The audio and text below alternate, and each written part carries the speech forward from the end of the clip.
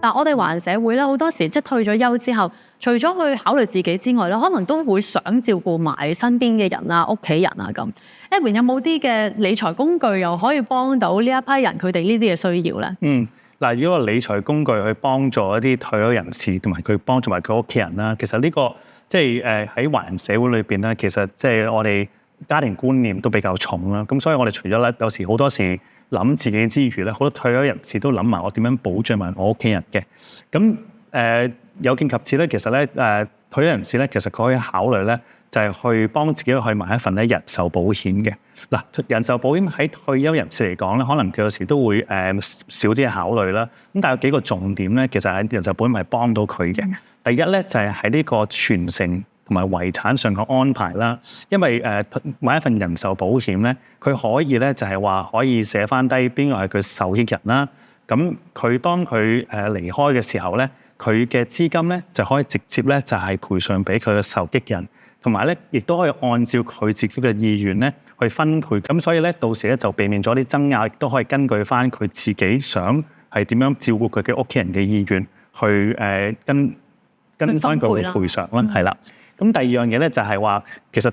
離開咗之後咧，其實有一個使費可能少啲人去諗啦，就係可以幫到屋企人咧去應付佢身後嘅一啲嘅使費嘅安排嘅。因為其實一個人離開咗，佢都有一啲唔同嘅使費啦，例如可能殯儀啊、殮葬嘅費用啦，甚至乎遺產嘅安排一啲嘅行政嘅費用啦。咁買一個細額嘅人壽保險咧，就可以幫到屋企人咧去處理佢嘅離開嘅時候嘅一啲傷心嘅時候咧，就唔需要擔心財政上嘅一啲嘅開支嘅需求啦。咁第三咧就係咧照顧配偶再生配偶方面嘅保障。因為好多退休人士咧，其實佢哋可能會咧依賴或者佢有共同嘅儲蓄啦，或者依賴某一方嘅退休金咧，去應付佢退休之後嘅生活嘅。咁其中一方佢離開咗之後咧，佢哋嘅生活咧有機會咧就因為咁而大大咁就影響。咁一個人壽保險嘅安排就可以保障到佢另一半，佢離開咗之後咧個生活嗰方面咧就個財務方面唔需要受太大嘅影響。咁當然，除住呢個工具之外，亦都可以睇下佢有冇一啲嘅其他工具，例如佢可以做一個聯名戶口嘅安排啦，寫好嘅平安紙啦，或者佢啲其他，譬如好似強積金嗰啲工具，都係一啲嘅可以幫到佢去照顧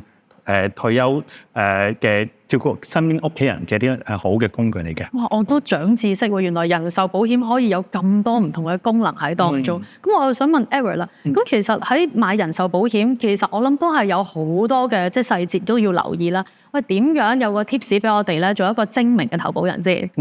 有幾點咧，我想同大家分享下嘅。第一點係關於財務需要分析。其實我哋每一個人咧都有唔同嘅生活需要啦。咁有啲人咧就可能想去有個醫療保障，有啲人咧就想為後人留一筆身故賠償，亦都有啲人咧就想喺個人財務上邊有一個妥善嘅安排。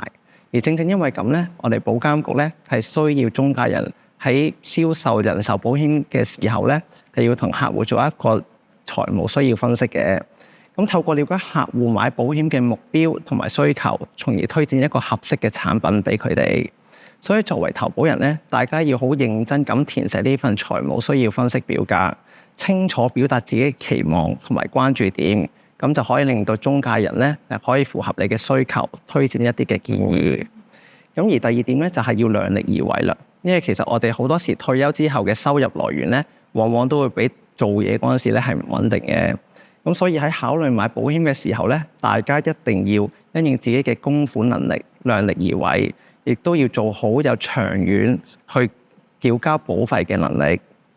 我哋要向中介人咧清楚講明自己嘅財務狀況，例如退休金啊、儲蓄啊、日常生活開支，以至於醫療等等嘅支出。亦都要留意翻啦，如果你喺中間唔再供呢份人壽保險咧，你所得翻嚟嘅退保價值咧，往往都會低過你自己繳交嘅保費嘅。第三點咧，其實係大家千祈唔好心急。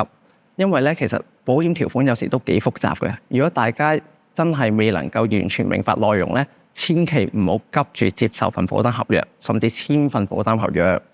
投保嗰陣有唔明嘅地方咧，千祈唔好猶豫，即刻要同保險公司同埋保險中介人去了解清楚。如果有需要嘅話咧，其實長者都可以邀請屋企人一齊同中介人會面問清楚嘅。咁亦都同時要記得啦，千祈唔好喺一啲空白嘅表格或者未填寫好嘅表格簽名，以免咧將來你會損害到自己嘅權益。嗱，你好多嘅即係資訊俾到我哋啦，的確我哋要留意好多唔同嘅細節，但我好欣賞你嗰句就係話千祈唔好心急。但因為有時咧都真係會可能衝動咗，然之後就買咗啲嘅產品，然之後後悔喎，有冇彎轉咧？係嗱，為咗保障投保人嘅權益啦，就算你簽咗保單，甚至加埋保費都好咧，其實大家都有兩樣嘢可以留意嘅。第一樣係關於售後電話，根據而家我哋嘅法規咧。如果投保人買咗人壽保險嘅時候，除咗一啲定期壽險啦，如果投保人係需要特別關顧客戶，例如係65歲以上嘅人士咧，其實保險公司係必須去打電話俾呢位客戶，去進行一個叫做售後確認，確保佢係完全明白保單內容同埋當中涉及嘅風險，咁仲要錄埋音做埋記錄嘅。咁所以咧，如果大家收到保險公司嘅電話咧，千祈唔好趕住收線。聽清楚對方嘅講解，同埋諗一諗當初自己有冇啲咩地方誤解啊？買咗嘅產品係咪符合自己嘅期望？而第二點咧，就係關於冷靜期。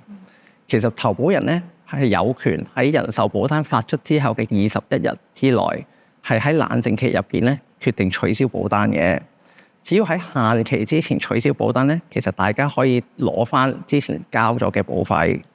所以大家應該好好利用呢段冷靜期，重新檢視下保單嗰個嘅條款係咪真係符合自己嘅需要。如果真係有需要，真係唔中意呢份保單咧，就可以同保險公司書面申請取消咗呢份保單啦。咁但係如果真係過咗冷靜期先至退保咧，咁就有機會咧有一個財務嘅損失。